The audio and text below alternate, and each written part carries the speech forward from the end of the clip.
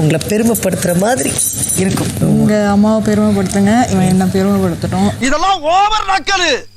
கொஞ்சம் பாத்துக்குங்க, இது வந்து குழந்தைகள் எல்லாம் பாக்குற ஷோ. ஓகேவா? அவன் கிடக்குறான். இது நல்லா இருக்கு. நல்லா இருக்கு. அப்படியே போடு. வாங்க காரணம் அக்கா.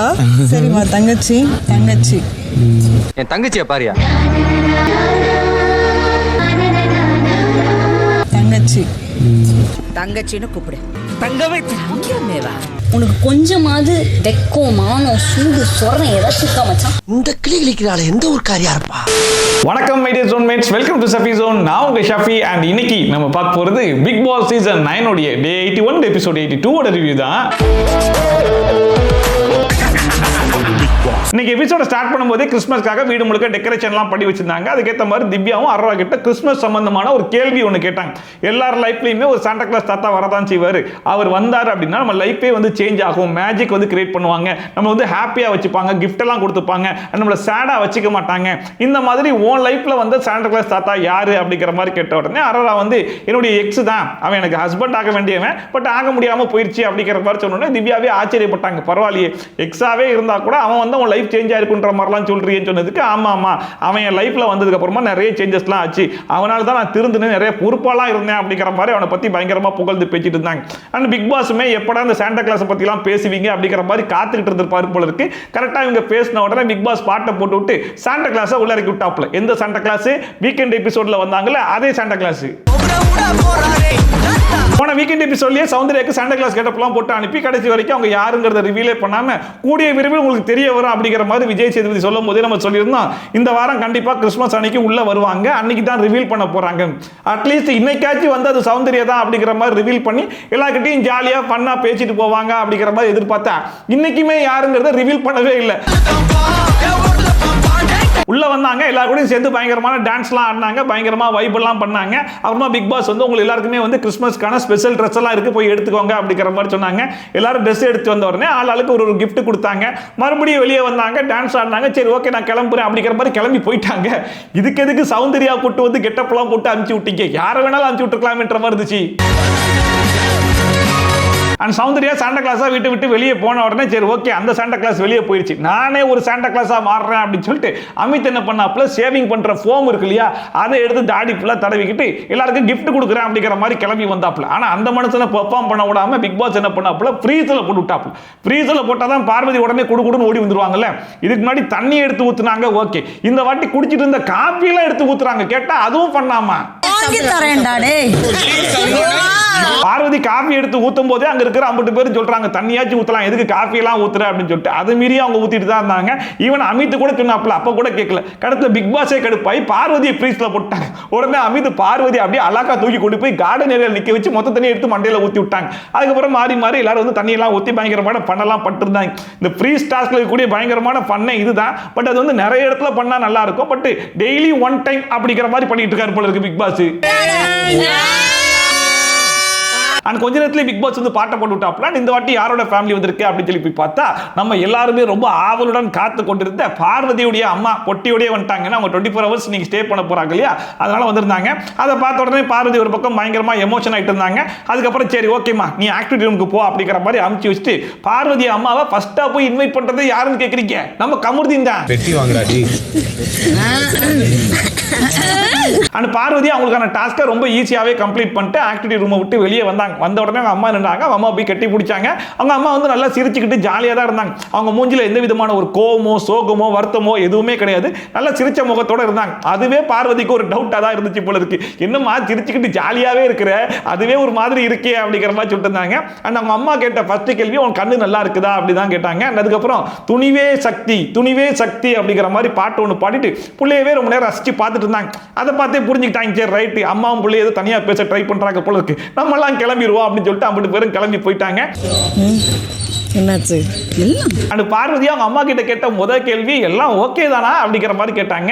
அதுக்கு வந்து அவங்க அம்மா நல்லா இரு அப்படிங்கிற மாதிரி சொன்னாங்க. என்னது நல்லா இருன்னு சொல்ற, ஒன்றும் புரிய மாட்டேது, நீ ஓகே தானாமா அப்படிங்கிறத மறுபடியும் கேட்ட உடனே நான் பார்க்கறதுக்கு எப்படி இருக்கேன் அப்படிங்கிற மாதிரி கேட்டாங்க. நல்லா இருக்கே சூப்பரா இருக்கே அப்படிங்கிற மாதிரி சொன்னோடனே அப்புறம் எதுக்கு புலம்பிட்டு இருக்கேன் அப்படிங்கிற மாதிரி அவங்க அம்மா கேட்டாங்க.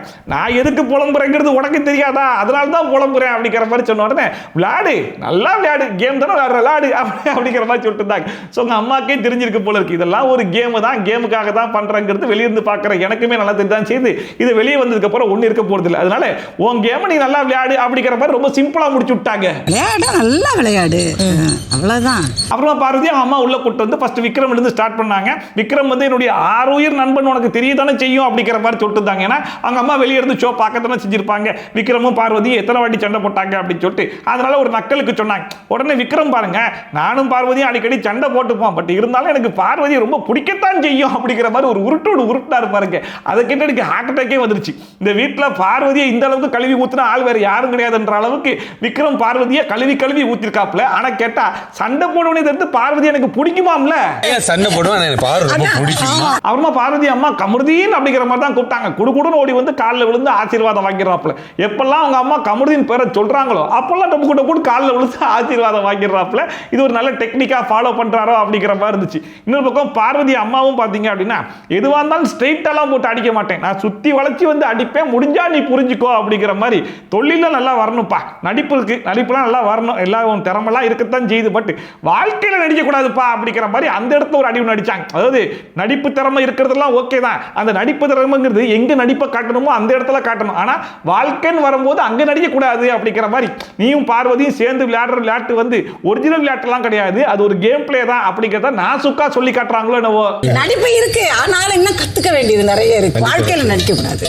அப்ப கூட பார்வதி அதை கண்டுக்காம கமருதீன் ஹீரோவெல்லாம் ஆக போறான் தெரியும்ல அப்படிங்கிற மாதிரிலாம் போட்டு பார்த்தாங்க. அதுக்குமே அவங்க அம்மா வந்து ஹீரோங்கிறதுலாம் செகண்டரிமா, முதல்ல விழுமியத்துல ஹீரோவா இருக்கணும் அப்படிங்கிற மாதிரி சொன்னாங்க. விழுமியம்னா என்னமா அப்படிங்கிற மாதிரி கேட்டதுக்கு நல்ல நல்ல பண்புகள் குணங்கள் அதுல தான் முதல்ல ஹீரோவா இருக்கணும் அப்படிங்கிற மாதிரி அதுலயுமே ஒரு அடி அடிச்சிட்டாங்க. நல்ல குணங்கள்ல, யாரையும் கைவிடாத குணங்கள்ல. கடைசியா இந்த வீட்டுக்குள்ள வரும்போது நிறைய எண்ணங்களோட வந்திருப்பீங்க. இந்த வீட்டுல வந்து பழகும் போது நிறைய நல்ல விஷயங்கள் கிடைச்சிருக்கும், பட் அதுல எது நல்லதுங்கிறத நீங்க தான் உரைச்சி பார்த்து கண்டுபிடிச்சிருக்கணும் அப்படிங்கிற மாதிரி அவங்க அம்மா சொன்னாங்க. ஆமா ஆமா அப்படிங்கிற மாதிரி மண்டை ஆட்டிட்டு இருந்தாப்ல. கமருதீன் நிறைய உரைச்சி பார்த்து தான் கண்டுபிடிச்சாப்ல, பட் என்னத்தை கண்டுபிடிச்சார் அப்படிங்கிறது அவருக்கு மட்டும் தான் தெரியும். ஆக மொத்தத்துல பார்வதியுடைய அம்மா வந்து என்னதான் பாலை போட்டாலும் சரி கடைசி வரைக்கும் அந்த வஞ்ச புகழ்ச்சி அணி அப்படிங்கிற மாதிரி சொல்லுவாங்க பாத்தீங்களா, அதை யூஸ் பண்ணி எப்படியெல்லாம் அடிச்சு நவுத்த முடியுமோ சிரிச்சுக்கிட்டே அடிச்சு நவுத்தி விட்டாங்க.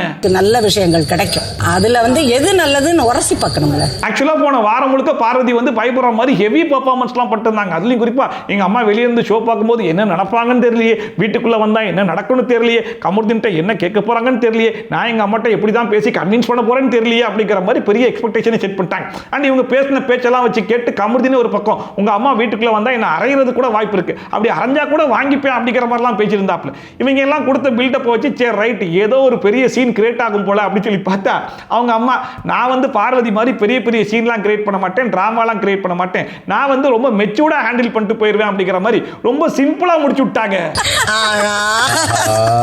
அதுக்கப்புறமும் பார்வதி அம்மா வந்து கமருதீனுக்கு ஊட்டி விடலாம் அப்படிங்கிற மாதிரி கூப்பிட்டா அதுக்கு அந்த மனுஷன் குடுக்குடுன்னு ஓடி வந்து ஊட்டி விடறதெல்லாம் ரெண்டாவதா இருக்கட்டும், முதல்ல காலில் விழுந்து ஆசீர்வாதம் வாங்கிக்கிறேன்னு சொல்லிட்டு எப்பெல்லாம் கூப்பிடுறாங்களோ பொசுக்குன்னு காலில் விழுந்துறாப்புல. அதை பார்த்து விக்ரமே சொல்லிட்டாப்புல இப்போ வரைக்கும் மொத்தமா 7 வாட்டி விழுந்திருக்கடா, 24 மணி நேரத்துல மொத்தம் எத்தனை வாட்டி விழுறன்றதை நானும் கவுண்ட் பண்றேன்டா அப்படிங்கிற மாதிரி கவுண்டர் கொடுத்தாப்புல. அந்ததுல இருந்து 7 தடவை விழுந்துட்டீங்க, நானும் பார்த்துக்கிட்டே இருக்கேன். ஆனா அப்புறமா அரோராவுடைய ஃபேமிலி கண்டிப்பா உள்ள வர மாட்டாங்க அப்படிங்கிறது எல்லாருக்குமே தெரிஞ்ச விஷயம் தான், அது அரோராக்கே தெரியத்தானே செய்யும். பட் அவங்களுடைய ஃப்ரெண்ட்ஸ் தான் உள்ள வருவாங்க அப்படிங்கிற மாதிரி நம்பிட்டு இருந்தாங்க. பட் இப்போ வரைக்கும் வரல அப்படிங்கிறதுனால அவங்களுமே என் மேல கோவமா இருக்காங்களோ அவங்களும் உள்ள வர மாட்டாங்களோ எனக்கு தோடுது அப்படிங்கிற மாதிரி சொல்லிட்டு அட்லீஸ்ட் டாகையாச்சும் உள்ள அமுச்சு விடுங்க பிக் பாஸ் அப்படிங்கிற மாதிரிலாம் ரெக்வஸ்ட் பண்ணிருந்தாங்க. ஆனா அவங்க ரெக்வஸ்ட் பண்ண மாதிரியே கொஞ்ச நேரத்திலே நட்பு சம்பந்தமான பாட்டை போட்டு விட்டாங்க. அப்பவே தெரிஞ்சு போச்சு அரோராவுடைய ஃப்ரெண்ட்ஸ் தான் உள்ள வர போறாங்க அப்படின்னு சொல்லிட்டு. அரோராவுடைய ஃப்ரெண்டு ரியாவுடைய ஃப்ரெண்ட் 2 பேர் தான் வந்தாங்க. அந்த அரோரா போயிட்டு அவங்களுக்கான டாஸ்க்லாம் கம்ப்ளீட் பண்ணிட்டு வெளியே வந்தோடனே ரியா நின்றுருந்தாங்க. ரியாவை போய் கட்டி பிடிச்சிட்டு மச்சான் நீ கூட கோவத்தில் வரமாட்டியோன்னு நினைச்சேன்டா அப்படிங்கிற மாதிரி சொல்லும்போது நானும் கோவத்தில் தான் இருக்கேன் அப்படிங்கிற மாதிரி ரியா சொல்லிட்டு இருந்தாங்க. என்ன கோவம் சொல்லி கேட்டா என்ன சும்மாவே துஷாருங்கிற துஷாரை லவ் பண்றியா அப்படிங்கிற மாதிரி கேட்டதுக்கு இல்லைன்னாங்க. அப்புறம் என்ன துஷார் அப்படிங்கிற மாதிரி அவங்க ஒரு பக்கம் நாக்க கொடுக்குற மாதிரி கேட்டாங்க. அதுக்கப்புறம் ரியா கூட வந்திருந்தவர் துஷார் இந்த வீட்டில் இருக்கும்போது கமருதீனை பிடிக்கும், நீங்க துஷார் விட்டு வெளியே போனோம் துஷாரை தான் பிடிக்கும்னு சொல்றீங்களே, இது என்ன நியாயம் அப்படிங்கிற மாதிரி கேட்டோம்னா இல்லையே கமருதீன் என் ஃப்ரெண்டு தானே அப்படிங்கிற மாதிரி சொல்லிட்டாங்க. கமருதீன் ஃப்ரெண்டுனா அப்போ துஷார் யாரு, கொஞ்ச நேரத்துக்கு மட்டும் தான் துஷாரை பிடிக்குமான்னு சொல்லி கேட்டதுக்கு இல்லைன்றாங்க.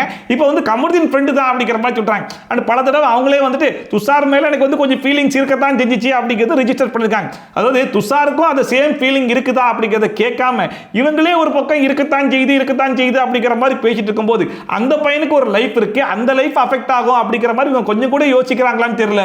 துஷார் நீ லவ் பண்றியா? இல்ல அப்புறம் என்ன துஷார் இதுல வேற அரோரா இப்போ ஒரு புது சீக்ரெட் வேற எடுத்து வெளியிட்டாங்க. என்னன்னு சொல்லி கேட்டீங்கன்னா துஷார் இந்த வீட்டில் இருக்கும்போது இருக்கும்போது ரெண்டு பேரும் பேசிக்கிட்டே இருக்காங்க, ரெண்டு பேருடைய கேமே அஃபெக்ட் ஆகுது அப்படிங்கிற மாதிரி நிறைய ஃபீட்பேக்லாம் வந்துச்சு இல்லையா. அதனால ரெண்டு பேரும் பேசிக்க வேணாம் அப்படிங்கிற மாதிரி டிசைட் பண்ணி சீக்கிரட்டா லெட்டர் எழுதி பேசிட்டு இருந்தாங்களாமா. பிக் பாஸ் வீட்டில் கையில் எழுதி காட்டுறதோ லெட்டர் எழுதி பேசுறதோ இல்லை சைன் பண்றதோ இதெல்லாம் வந்து தப்பு, அதெல்லாம் பண்ணக்கூடாது அப்படிங்கிறது எல்லாருக்கும் தெரிஞ்ச விஷயம் தான். இவங்க லெட்டர் எழுதி பேசியிருக்காங்க, அது பிக் பாஸ் டீமுக்கே தெரியலையா இல்லை தெரிஞ்சும் தெரியாம விட்டுட்டாங்களா? ஏன் வீக்கெண்ட் எபிசோட் இதில் அட்ரஸ் பண்ணல? இப்போ வந்து எப்படி இவ்வளோ தைரியமா சொல்லிட்டு இருக்காங்க அப்படிங்கிறதுலாம் ஆச்சரியமா தான் இருந்துச்சு. பேச வேண்டாம், நாங்களே முடிவு பண்ணிட்டோம், சீக்கிரட்டா லெட்டர்ல பேசிப்போம். அண்ட் துஷார் இந்த வீட்டை விட்டு ஆரம்பத்திலேயே வெளியே போயிட்டாப்ல. பட் இனிமே துஷாருடைய பேர் மட்டும் இந்த வீட்டில் சுத்திட்டு இருக்கிறதுக்கு முக்கியமான காரணம் யாருன்னா அரோரா தான். எப்பெல்லாம் சான்ஸ் கிடைக்குதோ அப்பெல்லாம் துஷார் துஷார் சொல்லிட்டு எல்லாத்தையும் போய் புலம்பிட்டு இருப்பாங்க இல்லையா. அதனால மறுபடியும் ரியா வந்து இருக்கா இல்லையா அப்படிங்கிற மாதிரி கேட்டாங்க. ஸ்டார்டிங்ல லவ் பண்றேன்னு சொல்லி கேட்டதுக்கு இல்லைன்னாங்களே, இப்போ வந்து இருந்தா என்ன இல்லாட்டா என்ன அப்படிங்கிற மாதிரி சொல்லிட்டு இருந்தாங்க. என்னவா வேணா இருந்துட்டு போட்டு, பட் ஒன்னை பொறுத்த வரைக்கும் துஷார் இந்த வீட்டை விட்டு வெளியே போனதுக்கு காரணம் நீதான்ற மாதிரி ஒரு கில்ட் ஃபீல்ல சுத்திட்டு இருக்க. அதனால தான் துஷார் பேரை அதிகமா யூஸ் பண்றியோன்னு எனக்கு தோணுது. அந்த கில்ட் ஃபீல்ல தூக்கி போரு, அந்த மாதிரிலாம் எதுவுமே இல்லை அப்படிங்கிற மாதிரி சொல்லிட்டு இருந்தாங்க. ஒருவேளை அப்படி சொல்லியாச்சும் துஷார் பேர் சொல்லாம தடுத்துடலான்னு முயற்சி பண்றாங்களான்னு தெரியல. வந்து கில்ட் ஆகி அங்க போயிட்டு அப்படியெல்லாம் ஒன்றும் கிடையாது. அதுல இருந்து வெளில கில்ட் ஆக வேண்டாம். அண்ட் அரோராவுடைய ஃப்ரெண்ட்ஸ் ரெண்டு பேருமே அரோராவுடைய பாசிட்டிவ் சைடை பத்தி பேசுறதை விட அவங்களுடைய நெகட்டிவ் சைடை பத்தி அதிகமாக பேசினாதான் அவங்களுடைய கேமுக்கு அது ஹெல்ப்ஃபுல்லா இருக்கும் அப்படிங்கிறதுனால அவங்க இந்த வீட்டில் பண்ணக்கூடிய நெகட்டிவ் ஷேட் எல்லாத்தையுமே புட்டு புட்டு எடுத்து வச்சுட்டு இருந்தாங்க. வழக்கமாகவே அரோரா பொறுத்த வரைக்கும் பார்வதி வந்து நான் இந்த வீட்டில் இருக்கக்கூடாதுன்னு நினைக்கிறாங்க, ஏதாச்சும் ஒன்று சொல்லி என்னை வீட்டை விட்டு வெளியே அனுப்பணும்னு நினைக்கிறாங்க அப்படிங்கிற மாதிரி சொல்லியே இவங்க வந்து பார்வதியை நாமினேட் பண்ணிட்டே இருக்காங்க இல்லையா. அந்த விஷயத்தை எடுத்து வந்தாங்க. பார்வதி நீ இருக்கக்கூடாதுன்னு நினைக்கிற, அப்ப நீ எப்படி நினைக்கிற, நீயும் பார்வதி பேர் தானே சொல்லிட்டு இருக்க அப்படிங்கிற மாதிரி கேட்டா இல்ல இல்ல நான் எப்பயுமே சொல்ல மாட்டேன், அவங்க எப்பெல்லாம் ஒஸ்டா பண்றாங்களோ அப்ப மட்டும் தான் சொல்லுவேன் அப்படிங்கிற மாதிரி சொன்னாங்க. நீ ஒஸ்ட்னு சொல்லும்போது பார்வதியோட ஒஸ்டா யாரும் பண்ணலைன்னு சொல்லி கேட்டா பண்ணிருப்பாங்களே, பட் இருந்தாலும் அந்த டைம்ல ஏன் கிட்ட சண்டை பிடிச்சிருப்பா அதனால சொல்லுவேன் அப்படிங்கிற மாதிரி ரீசனை மாத்திட்டே இருந்தாங்க. இப்பவே தெரியுதா அவங்க யோசிக்கிற மாதிரி தான் நீ யோசிக்கிற, இதுக்கப்புறம் அந்த மாதிரி யோசிக்காத அப்படிங்கிற மாதிரி சொல்லிட்டு இருந்தாங்க. அந்த அடுத்தா பாத்தீங்கன்னா கமருதீன் மேட்டருக்கு வந்துட்டாங்க. உனக்கெல்லாம் வெக்கமான சூடு சோறன்றது இருக்குதா இல்லையா, எதுக்கு கமருதீன் கிட்ட மறுபடியும் போய் பேசுறேன்னு சொல்லி கேட்கும்போது இல்ல ஸ்டார்டிங்ல வந்து நான் பெருசா மிங்கிள் ஆக முடியல யார் கூடயும் அப்படிங்கிற மாதிரி சொன்ன உடனே அதுக்குமே ரியா ஆமா யார் கூடயும் மிங்கிள் ஆக முடியல 50 நாளா, ஆனா துஷாரோட மட்டும் 2 நாள்ல மிங்கிள் ஆயிட்டியா அப்படி சொல்லி நாக்க புடுக்கிற மாதிரி கேட்டு விடுறாங்க. துஷார் கூட மிங்கிள் ஆக மட்டும் 2 நாள், எல்லாரும் கூட 50 நாள். ஆக மொத்தம் அரோரா துஷார்னு சொல்லி சுத்திட்டு இருக்குது. பாக்குற ஆடியன்ஸ்க்கு வெறுப்பா இருக்குதோ இல்லையோ, குறிப்பா ரியாக்கு பயங்கர கடுப்பா இருக்குது போல இருக்கு. எங்கெல்லாம் துஷார் பேச்சு வருதோ அப்பெல்லாம் கொஞ்சம் காண்டாவே தான் பேசிட்டு இருக்காங்க. வெக்கம் மானம் சூடு சொரணை ஏதாச்சும் இருக்கா மச்சான். அண்ட் ரியாவுடைய ஃப்ரெண்ட் ஒருத்தர் வந்திருந்தாருல, அவர் வந்து அரோரா கிட்ட ஆக்சுவலா நீங்க பார்வதிக்கு தான் தேங்க்ஸே சொல்லணும் அப்படிங்கிற மாதிரி சொல்லிட்டு இருந்தாப்ல. பார்வதிக்கு தேங்க்ஸ் சொல்லணுமா எதுக்குன்னு சொல்லி கேட்டா அவங்க தானே ட்ரையாங்கிள் லவ்வே முடிச்சு விட்டாங்க, அதுக்கப்புறமா தான் உங்க கேமே நல்லா இருந்துச்சு, அதை தான் நீ கண்டினியூ பண்ணணும் அப்படிங்கிற மாதிரி அவர் ஒரு பக்கம் சொல்லிட்டு இருந்தாப்ல. இன்னொரு பக்கம் ரியா பாத்தீங்கன்னா நான் வந்து உள்ள வரதுக்கு முன்னாடி நிறைய பேர் எனக்கு டிஎம் பண்ணிருந்தாங்க, உனக்கு எவ்வளவு லவ் இருக்கு எவ்வளவு பேர் உனக்கு ரசிக்கிறாங்க தெரியுமா அப்படிங்கிற மாதிரி. வீக்கெண்ட் எபிசோட்ல விஜய் சேதுபதி அரோராவை ரசிச்சு பேசுறதை விட இவங்க கொஞ்சம் அதிகமாகவே பேசினாங்க. ஸ்டார்டிங்ல ரெண்டு பேரும் சேர்ந்து அடிச்சு மிதிச்சு நவுத்தினாலும் கடைசியில் கொஞ்சம் மோட்டிவேட்லாம் பண்ணதான் செஞ்சாங்க. லவ்ஸ் யூ, நீ சிரிக்கிறது நீ விளையாடுறது இப்படி கியூட்டா ட்ரெஸ் பண்ணிட்டு பைத்தியக்காரி மாதிரி பண்றீங்கல்ல. அரோரா சொல்ல வேண்டிய விஷயத்தெல்லாம் சொல்லி முடிச்சுட்டு நேரா உள்ள வந்தாங்க. ஆல்ரெடி பாத்தீங்கன்னா ரியாக்கு சபரி மேல பயங்கரமான வன்மம் இருக்கு அப்படிங்கிறத வெளியே இருக்கிற இன்டர்வியூல அவங்க காமிச்சிட்டாங்க. அதாவது என்ன வந்து பயங்கரமா ரோஸ்ட் பண்ணாரு, ஆனா இப்போ உள்ள போய் அவர் என்ன பண்றாரு முழுக்க முழுக்க ஒரு ஃபேக்கா தான் இருக்காரு அப்படிங்கிற மாதிரி வெளியே இன்டர்வியூல அவங்க பேசியிருந்தாங்க. அந்த வன்மத்தை எப்படா கக்கலாம் அப்படிங்கிற மாதிரி வெயிட் பண்ணிட்டு இருக்கும்போது இது வந்து அருமையான வாய்ப்பா இருக்கு அப்படின்னு சொல்லிட்டு அவங்களே வந்து சொல்றாங்க. போன சீசன்ல ஒரு ஷோ ஒன்று பண்ணாப்ல பிக் பாஸ் கண்டஸ்டன்ட்ஸ்லாம் எவிக்ட் ஆகி வெளியே வந்தாங்கன்னா அவங்களை பிடிச்சி பயங்கரமா ரோஸ்ட் பண்ணுவாரு, இன்னத்தை கிழிச்சிட்டீங்க அப்படிங்கிற மாதிரிலாம் கேட்பாரு. ஆனா இப்போ நான் சொல்றேன் இந்த ஷோல 80 நாள் ஒண்ணுமே பண்ணாம இவ்வளவு நாள் வந்திருக்காருன்னா அது அவர் தான் அப்படிங்கிற மாதிரி இவங்களுக்கு கிடைச்ச வாய்ப்புல இவங்களுடைய வன்மத்தை கக்கி விட்டாங்க. ஒண்ணுமே பண்ணாம அந்த வீட்டுல கடந்த ஒரு நபர், அந்த ஒரு பெருமை உங்களுக்கு தான். தேங்க்யூ. அந்த அடுத்த ரியா வந்து அமைத்துக்கிட்ட உங்க கேம் நல்லா தான் இருக்குது, பட் பார்வதி விட்டு மட்டும் கொஞ்சம் தள்ளி வந்தீங்கன்னா உங்க கேம் இன்னுமே நல்லா இருக்கும் அப்படிங்கிற உண்மையை இவங்களுமே போட்டு உடைச்சு விட்டாங்க. இதெல்லாம் பார்த்துட்டு பார்வதி சரி ரைட் இதுக்கு முன்னாடி வரைக்கும் நான் தனியா இருந்தே அடிச்சுக்க, சரி இப்போ எங்க அம்மா இருக்காங்க அதனால விட்டுருங்கடா அப்படின்னு சொல்லிட்டு அடுத்து நீ என்கிட்ட தான் வருவ அதனால ஸ்கிப் பண்ணி போயிரு, வேணாம் நீ உள்ள வரும்போதே என்ன வந்து வன்ம கக்கி அப்படிங்கிற மாதிரி சொன்னதெல்லாம் கேட்க தான் செஞ்சேன், நீ என்ன ரொம்ப கொடூரமா சொல்ல வேணாம் அப்படிங்கிற மாதிரி முடிஞ்ச அளவுக்கு காலெல்லாம் விழுந்து பார்த்தாங்க. அப்ப கூட நான் உன்னை விட மாட்டேன் அப்படின்னு சொல்லிட்டு இந்த வீட்டில் இருக்கிற எல்லாருமேலையும் வன்மத்தை கக்கக்கூடிய ஒரே ஆள் பார்வதி தான் அப்படிங்கிற மாதிரி அவங்க அம்மா முன்னாடியே போட்டு அடிச்சு விட்டாங்க. ஓகே இந்த இடத்துல போடு அந்த வன்மத்தை, அந்த இடத்துல போடு, இவனை தூக்கு அவனை. ஆக்சுவலா எனக்கு பார்வதி கிட்ட ரொம்ப பிடிச்ச விஷயம் தெரியுமா, இப்போ ரியா உள்ள வந்து பார்வதியை பத்தி கழுவி ஊத்துறாங்களா, அமைதிக்கிட்டலாம் பார்வதி கூட சேராதீங்க அப்பதான் உங்க கேம் நல்லா இருக்கும் அப்படிங்கிற மாதிரிலாம் சொல்றாங்க. ஆனாலும் பார்வதி பாருங்க ரியாவை தனியா கூட்டு போயிட்டு வெளியே எப்படி போயிட்டு இருக்கு அப்படிங்கிறது அவங்க கிட்டே விசாரிச்சுட்டு இருக்காங்க. அப்ப ரியா ரொம்ப ஓப்பனாவே சொல்லிட்டாங்க, அதாவது எந்த விஷயம் கரெக்டா போகும் அப்படிங்கிற மாதிரி நினைச்சு நீங்க போயிட்டு இருக்கீங்க இருக்கீங்களோ அது ஸ்டார்டிங்கில் கொஞ்சம் நல்லா தான் போச்சு. அதுக்கப்புறமா நீங்கள் ஒரு யூட்டர்ன்லாம் அடிச்சிங்களே அது இப்போ பார்க்கறதுக்கு நல்லாவே இல்லை அப்படிங்கிற மாதிரி சொன்னேன். நான் நிறைய டைம் விட்ரா பண்ணுறதுக்குலாம் பார்த்தேன்டா அப்படிங்கிற மாதிரி சொல்கிறாங்க. நீங்கள் பார்த்தேன்டான்னு சொல்கிறீங்களே தவிர்த்து கடைசி வரைக்கும் நீங்கள் அதை பண்ணவே இல்லைன்றது ரொம்ப ஓப்பனாக சொல்லிட்டாங்க. ரொம்ப நேரங்களில் எனக்கு அது தேவையில்லை இது சொல்றீங்க ஆனா பண்ணவே மாட்டேங்கிறீங்க பாரு. அண்ட் எங்கடா தப்பா போயிடுச்சு அப்படிங்கிற மாதிரி பார்வதி கேட்கும்போது ரியா என்ன சொன்னாங்கன்னா உங்களுடைய குட் சைடே வெளியே வரல அப்படிங்கிற மாதிரி சொன்னாங்க. உங்களுடைய குட் சைடு எது அப்படிங்கிற மாதிரி கேட்டா என்னுடைய கைண்ட்னஸ் அப்படிங்கிறாங்க. இது கைண்ட்னஸா அது எங்க இருக்கு அந்த மாதிரிலாம் எது எங்களுக்கு தெரியலையே அப்படிங்கிறது ரொம்ப ஓப்பனாகவே சொல்லிட்டாங்க. இன்னும் கொஞ்சம் ரொம்ப ஃப்ராங்கா சொல்லணும் அப்படின்னா நீங்க மேலே போகணுன்ற மாதிரி நீங்க நினைச்சிட்டீங்கன்னா யாரை வேணாலும் மிதிச்சு கீழே தள்ளிட்டு போயிட்டே இருப்பீங்க. அதுதான் உங்க கேம் அப்படிங்கிறது ரொம்ப ஓப்பனாகவே சொல்லிட்டாங்க. ஒன்று வந்துச்சுன்னா எவனை வேணா இந்த தூக்கி போட்டு நான் போவேன் அப்படிங்கிற ஒரு நபர் தான் பாருவா என் கண்ணுக்கு தெரியறாங்க. அந்த 3 பேருமே ஒண்ணா வந்து பேசி இந்த ட்ரையாங்கிள் மேட்டருக்கு ஒரு முடிவு கட்டிடலாம்னு சொல்லிட்டு இதுக்கப்புறம் இந்த ட்ரையாங்கிளை கொண்டு வர வேணாம் அப்படிங்கிற மாதிரி விட்டுட்டாங்க. அதுக்கப்புறம் இந்த ட்ரையாங்கிள் மேட்டர் மறுபடியும் வரல இல்லையா. பட் ரியா மறுபடியும் இந்த ட்ரையாங்கிளை கொண்டு வந்துடாதீங்க, வெளியிருந்து பார்க்கறதுக்கு ரொம்ப கேவலமா அக்லியா அசிங்கமா இருக்கு அப்படிங்கிற மாதிரி சொல்லிட்டு சரி ஓகே பட் இருந்தாலும் அவளும் தானே அப்படிங்கிற மாதிரி சொன்னா இல்ல அவ வந்து கமருதீனை ஃப்ரெண்டா தான் பார்க்கறா, அதை மீறி எதுவும் இல்லை அப்படிங்கிற மாதிரி சொன்னா அது வெளியே அவ்வளோ ஸ்ட்ராங்கா தெரியுதா அப்படிங்கிறத மறுபடியும் கன்ஃபார்ம் பண்றாங்க. ஆமா அது ரொம்ப ஸ்ட்ராங்கா தான் கன்வே ஆயிருக்கு அப்படிங்கிற மாதிரி சொன்னதுக்கு அப்புறம் பார்வதி பாருங்க கமருதீன் எதுவும் என்ன வச்சு கேம் பிளே பண்றானா அப்படிங்கறத ரியா கிட்ட கேட்டு கன்ஃபார்ம் பண்ண பாக்குறாங்க. ஆனா ரியா கொஞ்சம் உசாரா அது நீங்க என் கிட்ட கேட்க கூடாது கமருதீன் போய் கேளுங்கன்ட்டாங்க. அவரை தான் கூப்பிட்டு கேட்கணும் நீங்க உட்கார்ந்திருக்காரு. அண்ட் இவ்வளவு நேரம் பார்வதி ரியா கிட்ட கேட்ட எந்த ஒரு கேள்விக்குமே பாசிட்டிவான ஆன்சரே வரல, முழுக்க நெகட்டிவான ஆன்சர் மட்டும் தான் அவங்க சொல்லவே செஞ்சாங்க.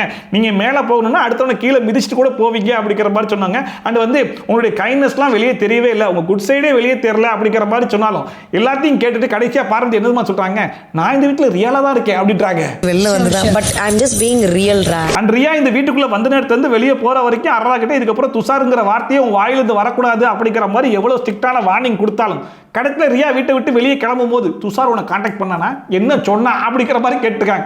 அவன் பிக் பாஸே உங்களுக்கான டைம்லாம் முடிஞ்சு போச்சு கிளம்புங்க அப்படிங்கிற மாதிரி சொன்னாலும் பிக் பாஸே பேசக்கூடாதுன்னு சொல்றாரு போல அதெல்லாம் நீ சொல்லு அப்படிங்கிற மாதிரி கேட்டிருந்தாங்க. நீ ஒழுங்கா கேம் விளையாடுனா அவன் சொன்னா அப்படிங்கிற மாதிரி சொன்னது கூட சரி ஓகே வெளியே போனா துஷாரை கேட்டுதான் சொல்லு அப்படிங்கிற மாதிரி கடைசி வரைக்கும் துஷாரை நான் விடவே மாட்டேன் அப்படிங்கிற மாதிரி அறவருக்கும் வெறி பிடிச்சி சுத்திட்டு இருக்காங்க போல இருக்கு. கொஞ்ச நேரத்துல பிக் பாஸ் வந்து அடுத்த பாட்டை போட்டாப்ல இந்த வாட்டி யார் ஃபேமிலி வருவாங்க அப்படிங்கிறது ஊரறிஞ்ச விஷயம் தான். ஏன்னா நேத்தே கனி வந்து சொன்னாங்க இல்லையா பாரு அம்மா வீட்டுக்குள்ள இருக்கும்போது கமருதீன் ஃபேமிலி உள்ள வந்தாங்கன்னா 2 பேரும் மீட் பண்ணும்போது எப்படி இருக்கும் அப்படின்னு சொல்லிட்டு அதை கனியை யோசிக்கும் போது பிக் பாஸ் டீம் யோசிக்காம இருப்பாங்களா. அதனால பார்வதி அம்மா உள்ள இருக்காங்க, இப்போ வந்து கமருதீன் ஃபேமிலி வந்துட்டாங்க அப்படிங்கிறத திறந்து காமிச்சிட்டாங்க. கமருதீனுடைய அக்கா அவங்க அக்கா பொண்ணு அதுக்கப்புறம் வந்து அவருடைய ஃப்ரெண்டு 3 பேர் தான் வந்திருந்தாங்க. கமருதீன் வந்து நேராக ஆக்டிவிட்டி ரூமுக்கு போயிட்டாப்ல. போன உடனே பார்வதி போயிட்டு அக்கா வாங்கக்கா அப்படிங்கிற மாதிரி சொன்னேன். அக்கா அக்கா ஓகே ஓகே அக்கா அப்படிங்கிற மாதிரி ரியாக்ஷன் கொடுத்தாங்க. அக்கா கமருதீன் அவர் கொடுத்த டாஸ்க்கை கம்ப்ளீட் பண்ணிட்டு வெளியே வந்த உடனே ஒரு ஃப்ரெண்டை பார்த்துட்டு மச்சான் அப்படின்னு சொல்லிட்டு போய் கட்டி பிடிச்சாப்புல. அப்புறம் அக்கா பொண்ணெல்லாம் தூக்கி வச்சு கொஞ்சிட்டு இருந்தாரு. அக்காவை கண்டுக்கவே இல்லை. உடனே அக்கா டே இப்பவே இப்படியா இந்த அளவுக்கு மாறிட்டே அடி அப்படிங்கிற மாதிரி கலாய்ச்சிட்டு இருந்தாங்க. அவங்க எதை குத்தி காமிச்சு கலாய்க்கிறாங்கன்ற வரைக்கும் கமருதீனுக்கு தெளிவாக தான் புரியுது. அப்புறம் பார்வதி வந்து அக்கான்ற மாதிரி கூப்பிட்டாங்க இல்லையா. நான் அவளுக்கு அக்கா வேண்டா அவ உனக்கு யாரு தங்கச்சி ஆமாவா இல்லையா அப்படிங்கிற மாதிரி கேட்டிருந்தாங்க. கமருதீன் மூஞ்சில இருந்து ரியாக்ஷனே வரல. பார்வதி நீ தங்கச்சி ஆமாவா இல்லையா. அப்புறமா கமருதீனுடைய அக்கா வந்து கமருதீனை தனியாக கூட்டு போயிட்டு சில அட்வைஸ்லாம் பண்ணிட்டு இருந்தாங்க. திவ்யா கிட்ட சண்டை போடுறது மட்டும் இல்லாமல் சண்டை போடும்போது நிறைய வார்த்தையெல்லாம் விட்டு வீக்கெண்ட் எபிசோட்ல வாங்கி கட்டிக்கிறார் இல்லையா.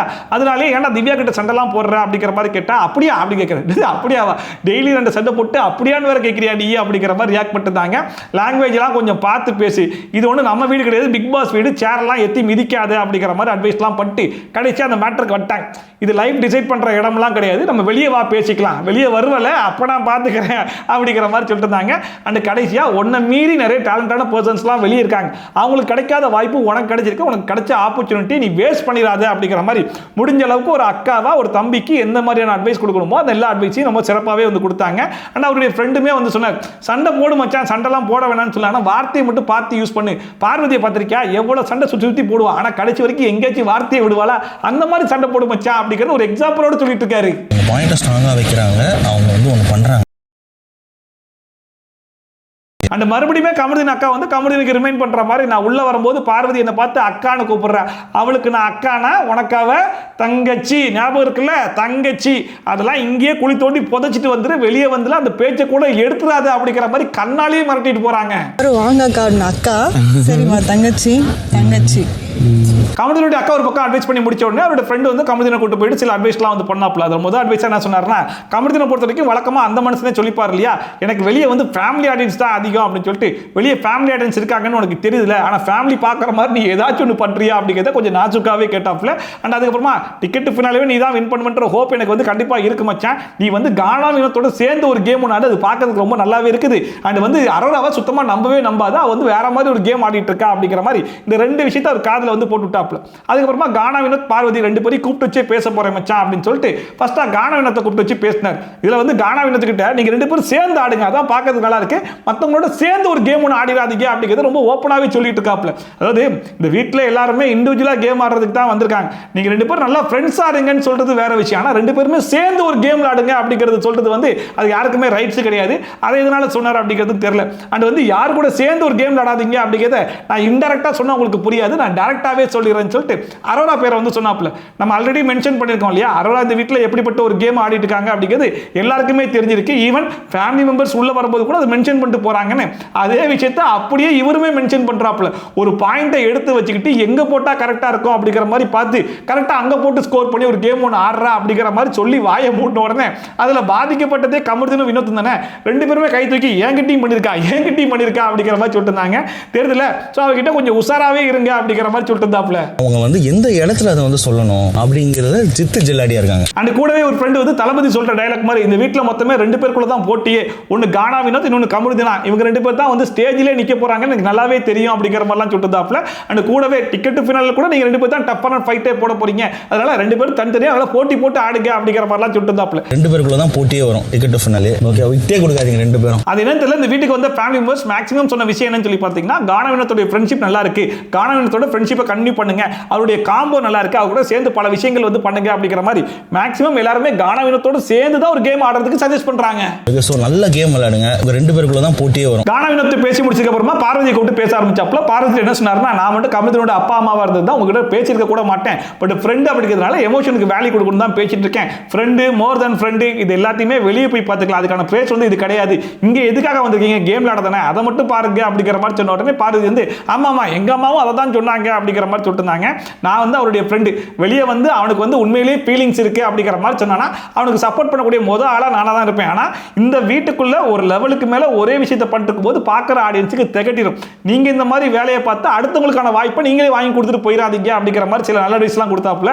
இது எல்லாத்தையும் விட கடைசியாக ஒரு அட்வைஸ் சொன்னார், அதுதான் எனக்கு ரொம்ப பிடிச்சிருந்துச்சு. இந்த ஷோவை ஃபேமிலிலாம் பார்க்குறாங்க, அதுக்கேற்ற மாதிரி நடந்துக்கோங்க அப்படிங்கிற மாதிரி கொஞ்சம் உரைக்கிற மாதிரி சொன்னாப்புல. கொஞ்சம் பார்த்துக்குங்க, இது வந்து குழந்தைகள் எல்லாம் பார்க்குற ஷோ. ஓகேவா? எப்படி ஒரு பக்கம் கமருதீனுடைய ஃப்ரெண்டு சொன்னாப்லையோ அதே மாதிரி கமருதீனுடைய அக்காவும் ஃபேமிலிலாம் பார்க்குறாங்க, அதுக்கேற்ற மாதிரி ஒரு கேம் ஒன்று ஆட சொன்னாங்க அப்படிங்கிற மாதிரி அவங்களுமே கொஞ்சம் நாச்சுக்கா சொன்னாங்க.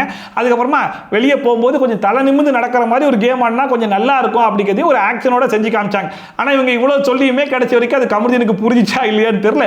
மறுபடியுமே கமருதீன் வந்து கரெக்டு தான், இந்த வீட்டுக்குள்ள வந்து ஒரு ஃபீலிங் ஒன்று வந்துருச்சு, சரி அது இங்கே வச்சு வேணாம் வெளியே வந்து பேசிக்கலாம் அப்படிங்கிற மாதிரி சொன்னோன்னே, ஓ நீ வெளியே வந்து இதை பற்றி வாயெல்லாம் திறந்து பேச வர செய்வியா நீ அப்படிங்கிற மாதிரி ஒரு ரியாக்ஷன் ஒன்று கொடுத்துட்டு போனாங்க. வெளியே வந்துட்டு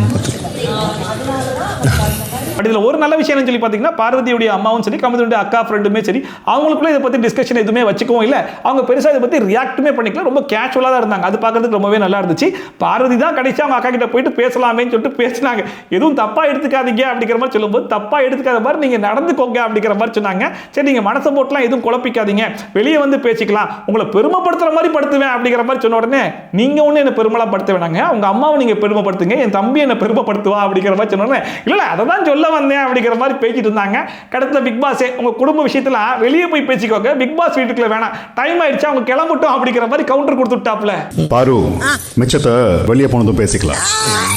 சோ இந்த சீசனை பொறுத்த வரைக்கும் ஃபேமிலி ரவுண்ட்ல பெரிய எக்ஸ்பெக்டேஷனை செட் பண்ணி வச்சிருந்தது. பார்வதி ஃபேமிலி உள்ள வந்து எப்படி ரியாக்ட் பண்ண போறாங்க, கமருதீன் ஃபேமிலி உள்ள வந்து எப்படி ரியாக்ட் பண்ண போறாங்க, ரெண்டு ஃபேமிலியும் வீட்டுக்குள்ள இருக்கும்போது எப்படிப்பட்ட ரியாக்ஷன் வரப்போகுது அப்படிங்கிற மாதிரி ஒரு பெரிய எக்ஸ்பெக்டேஷனை செட் பண்ணி வச்சிருந்தாங்க. பட் எதுவுமே பெருசா ஒர்க் அவுட் ஆச்சான்னு சொல்லி கேட்டீங்கன்னா, கமருதீன் ஃபேமிலி ஆச்சு ஓரளவுக்கு நாசுக்கா இங்கே பாரு வெளியே வந்து அப்படிங்கிற மாதிரி கண்ணிலே மிரட்டிட்டு போனாங்க. பட் பார்வதியுடைய அம்மா வந்து பெருசாக எந்த விதமான ரியாக்ஷனுமே கொடுத்துக்கல, ரொம்ப மெச்சூர்டாகவே ஹேண்டில் பண்ணிட்டாங்க. ஸோ பிக் பாஸ் டீம் எதிர்பார்த்த அளவுக்கு இதில் வந்து டிஆர்பியோ கண்டென்ட்டோ கிடைச்சிச்சான்னு சொல்லி கேட்டிங்கன்னா பிம்பிளிக்கு பிலாப்பியா தான் போச்சு. அம்மா போயிட்டு வரேம்மா. போயிட்டு வாங்கம்மா. Okay, take care. பார்த்துக்கோங்க குழந்தைங்க நல்லா. சரி. சதோட இந்த எபிசோடு முடிஞ்சு போச்சு. சின்ன எபிசோடு பொறுத்தவரைக்கும் மொத்தமாக 3 ஃபேமிலி உள்ள வந்திருக்காங்க. மோஸ்ட் எக்ஸ்பெக்டட் ஃபேமிலிஸ் அப்படிங்கிற மாதிரி சொல்லலாம். பார்வதி ஃபேமிலி, கமருதீன் ஃபேமிலி, அரோராவுடைய ஃப்ரெண்ட்ஸ் எல்லாருமே உள்ள வந்துட்டு போனாங்க. ஸோ இது மூலியமா பெருசாக கண்டென்ட் வரும் அப்படிங்கிற மாதிரி எதிர்பார்த்துட்டு இருந்தோம். பெருசாக அந்த அளவுக்கு கண்டென்ட் கிடைச்சான்னு சொல்லி கேட்டிங்கன்னா, அதாவது பார்வதி அம்மா வந்து ரொம்ப மெச்சூர்டா வந்து நாசுக்கா எப்படிலாம் சொல்ல முடியுமோ, எப்படிலாம் குத்தி காட்ட முடியுமோ அந்த அளவுக்கு குத்தி காமிச்சு அது ரொம்ப டீசெண்டாக கொண்டு போயிட்டாங்க. கமருதீன் ஃபேமிலியை பொறுத்த வரைக்கும் கமருதீனோட அக்கா வந்து ஸ்ட்ரெயிட்டாகவே இங்கே பாரு வெளியே வந்து வாயே திறந்த கட் பண்ணி போட்டுருவேன், கொஞ்சம் நிமிர்ந்து நடக்கிற அளவுக்கு என்ன பண்ணணுமோ அதை முதல்ல பாரு, மற்றவங்களுக்கு கிடைக்காத வாய்ப்பு உனக்கு கிடைச்சிருக்கு, அந்த வாய்ப்பை கரெக்டாக யூஸ் பண்ணு அப்படிங்கிற மாதிரி எந்த அளவுக்கு அட்வைஸ் பண்ண முடியுமோ அட்வைஸ்லாம் பண்ணியிருக்காங்க. இந்த அட்வைஸ் எல்லாம் கேட்டு இதுக்கப்புறமா வச்சு 2 பேரும் பிரிஞ்சு ஒரு கேம் ஒன்று ஆடுவாங்களா, இல்லை வழக்கம் போல ஃப்ரெண்ட்ஷிப்புக்கு மேல ரிலேஷன்ஷிப் தான் அப்படிங்கிற மாதிரி சொல்லி தான் ஆட போகிறாங்களா, என்ன ஏதுங்கிறத நம்ம பொறுத்து இருந்து தான் பார்க்கணும். நம்ம வெளியே போகும்போது வெளியே நம்ம அண்ட் இப்போ வரைக்கும் மொத்தமாக 9 கண்டஸ்டன்ஸோட ஃபேமிலி மெம்பர்ஸ் வந்துட்டு போயிட்டாங்க. இன்னும் 2 ஃபேமிலி மெம்பர்ஸ் மட்டும் தான் மிச்சம் இருக்காங்க, விக்ரம் அண்ட் சுபிக்ஷா. அவங்களுடைய ஃபேமிலி மெம்பர்ஸ் கண்டிப்பாக நாளைக்கு வந்துருவாங்க அப்படிங்கிறது தெரிஞ்ச விஷயம் தான். அண்ட் லாஸ்ட் சீசன்லாம் பார்த்தீங்கன்னா ஃபேமிலி மெம்பர்ஸ்லாம் வந்துட்டு போனதுக்கப்புறமா ஃப்ரெண்ட்ஸு, லவ்வர்ஸு, பாய் ஃப்ரெண்ட்ஸு இவங்கெல்லாம் வந்துட்டு போனாங்க இல்லையா, அந்த மாதிரி எதுவும் ரவுண்டெல்லாம் இந்த வாட்டி பிளான் பண்ண போகிறாங்களா என்ன ஏதுங்கிறது தெரியல. அந்த மாதிரி பிளான் பண்ணாங்கன்னா எனக்கு தெரிஞ்சு துஷார் மட்டும் தான் ரீஎன்ட்ரி கொடுக்கறதுக்கு வாய்ப்பு இருக்குன்னு நினைக்கிறேன். எப்படியும் துஷாருடைய ரீஎன்ட்ரி இந்த சீசனில் இருக்கும் அப்படிங்கிறது தெரிஞ்ச விஷயம் தான். பட் இருந்தாலும் அரோரா இந்த வீட்டுக்குள்ளே இருக்கும்போதே துஷாருடைய ரீஎன்ட்ரி கன்ஃபார்மாக இருக்குமா, இல்லை அரோராவும் எவிக்டாகி வெளியே போனதுக்கு அப்புறமா 2 பேரும் ஜோடியா ரீஎன்ட்ரி கொடுப்பாங்களா அப்படிங்கிறது தான் தெரியல. என்ன ஏதுங்கிறத பொறுத்து இருந்து தான் பார்க்கணும். இன்னைக்கு எபிசோட் பத்தின கருத்து என்ன, பார்வதி அம்மா பேசினது, கமருதீன் ஃபேமிலி வந்து பேசிட்டு போனது, இதெல்லாம் பார்க்கும்போது உங்களுக்கு என்ன தோணுச்சு, ஏது தோணுச்சு அப்படிங்கிறத மறக்காம கமெண்ட் செக்ஷன்ல சொல்லுங்க. அதே மாதிரி ட்ரோல்ஸ் அண்ட் ரிவ்யூஸ்லாம் கடிச்சா பார்க்கணும்னு மறக்காம சப்ஸ்கிரைப் பண்ணிட்டு பக்கத்தில் கூடிய பெல் ஐகான் டான் தட்டி விட்டீங்கன்னா நான் போற வீடியோ நோட்டிஃபிகேஷன் டான் டைம் கன்சிடரும். ஸோ மீடியம் மாதிரி சூப்பரான வீடியோட சூப்பரான ரிவ்யூட சூப்பரான ட்ரோலோட சந்திக்கலாம். ஃப்ரம் ஷாஃபி, டாடா, பபாய் அண்ட் டேக் கேர்.